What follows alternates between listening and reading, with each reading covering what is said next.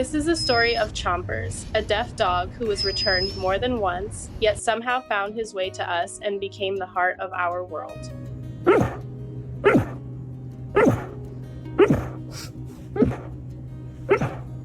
People returned him because he was deaf.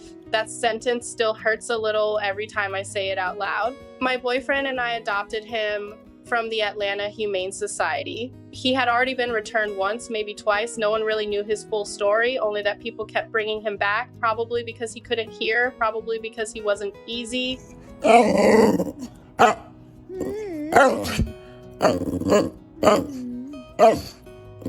moment we saw him, though, none of that mattered. He was so excited to see us. Like, he already knew us. His whole body was wiggling. His tail was going. His eyes were shining. We looked at each other and said, "Look at him. He's so cute." And then almost at the same time, we said, "This is our dog."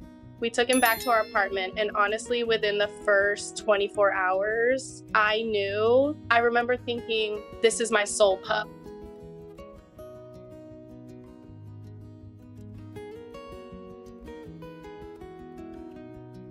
The hard part, of course, was learning how to live with a deaf dog. He can't hear you call him, so there's no recall if he runs. At first, that was scary. We kept thinking, what if something happens? What if we can't handle this? But somehow it worked. It works for us.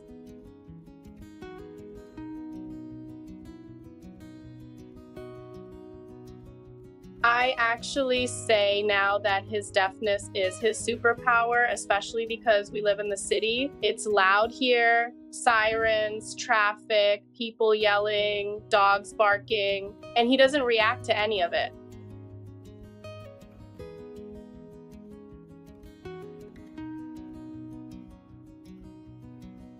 He doesn't bark at noises. He doesn't get startled. He just lives in this peaceful little world of his own. Sometimes other dogs bark at him, and he just looks at them like, "What are you doing?" He doesn't understand what barking even is.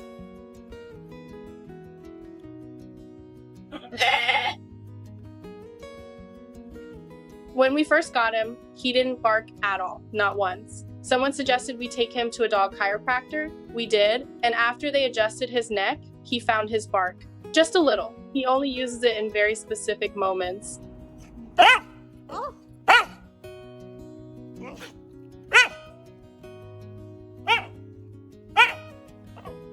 He'll bark at me when he sees I'm leaving for work. I don't think it's barking the way other dogs bark. I think it's just him trying to communicate with us. He doesn't bark at other dogs, just us. And those giant ears of his, they're just for show. Total accessories. They don't work, but they make him even more perfect.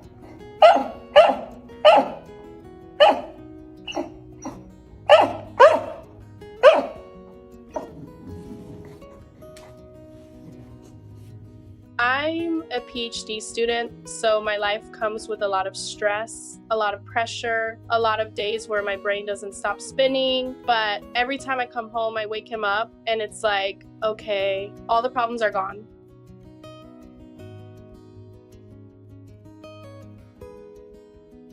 The way he looks at me, I honestly don't have words for it. No one has ever looked at me the way he does. Those little eyes just say, "I'm so glad you're home. I love this." And I realize something, I live for this dog now. We both do.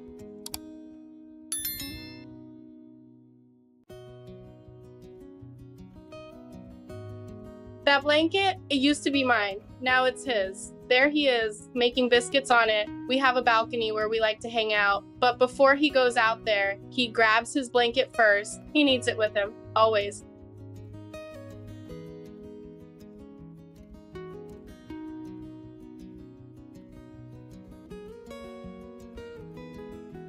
He goes with my boyfriend to pick me up from school and drop me off. And every time he sees me, it's like, oh my God, it's mom. No one has ever been that excited to see me, not even close.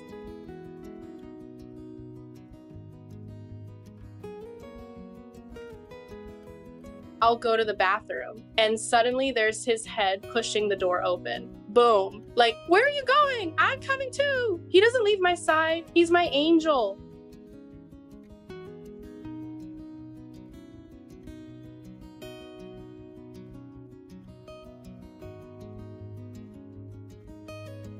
I can speak for both my boyfriend and myself when I say this. We are so incredibly grateful to have him in our lives. He didn't just make things better, he made them 100 times better, more joyful, more loving, more meaningful.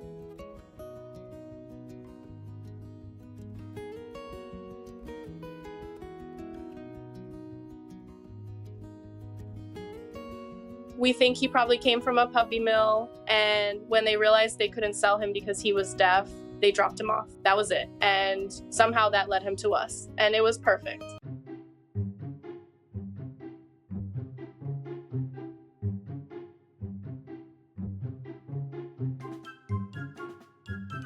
If you're watching this and you've ever thought about adoption, even just for a moment, I hope you stay with this part a little longer. It's easy to believe you need the perfect dog, the easy one, the quiet one, the healthy one, the one with no extra needs and no unknowns. But life doesn't really work that way, does it? The most meaningful relationships rarely arrive without some uncertainty.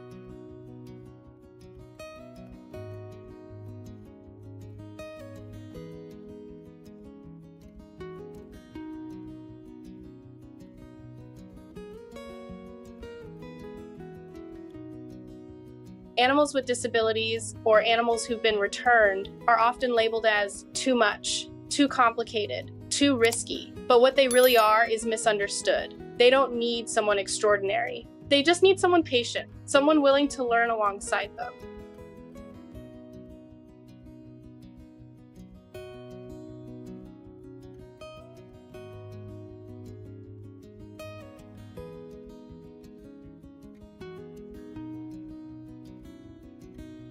You don't have to have all the answers on day one. You don't have to be fearless. Love teaches you as you go. It slows you down, it softens you, and sometimes it quietly fills the parts of your life you didn't even realize were empty.